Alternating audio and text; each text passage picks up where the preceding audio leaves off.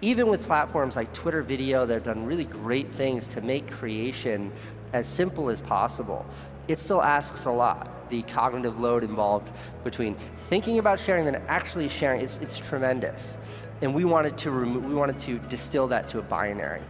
We wanted to get it to a simple, do I want to share this? If the answer is yes, then it's shared. We're doing a few things for our drivers. First of all, at the heart of Juno, there is this assumption that if you will be nice to drivers, everything will be okay. Because at the end of the day, this whole industry is run by the drivers. One of the prime reasons people use Uber is they feel safe using stuff. So let's talk about the entire safety circle.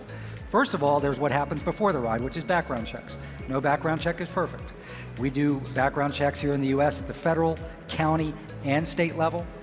Driving record background checks, zero tolerance policy on DUIs, unlike a lot of for-hire vehicles. So we do all we can to make sure that people who shouldn't be driving aren't, and we reject a lot of people. So in Austin, a third of the taxi drivers and limo drivers who've applied to drive on Uber, we rejected.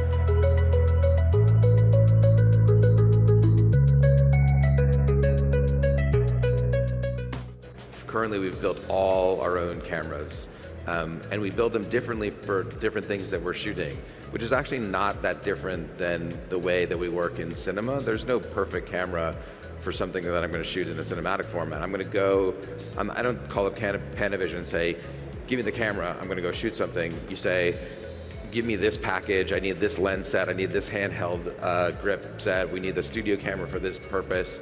I think there will be a similar thing that will happen in VR, is that you can't really build a perfect camera system right now. One of the things that we believed from the very beginning is that removing the trading commission increases that customer alignment. Right. You know, brokerages that get paid on commissions have an incentive for their customers to trade more and more.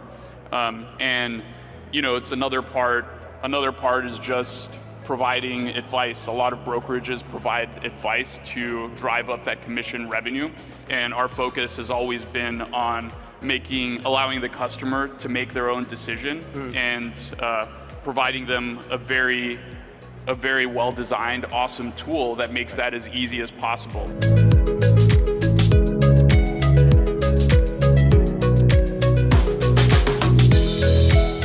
Let's move to self-driving cars. Who's going to win this race, a tech company or a car company?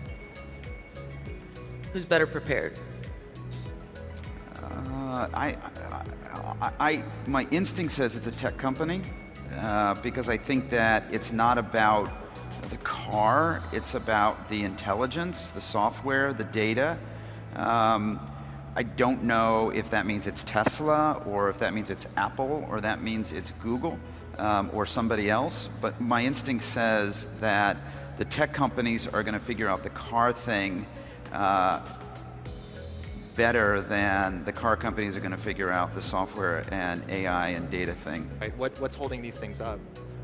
Well, I think you know, at a large level inside the industry right now, I think basically you have a dynamic set. There's three sets of companies. There's offline companies.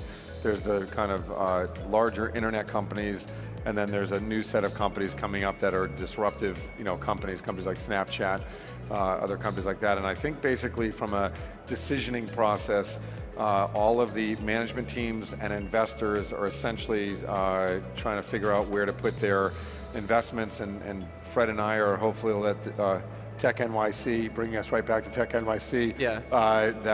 You know, programs like we're building will have a massive effect in terms of the ability for companies to scale and make those type of decisions.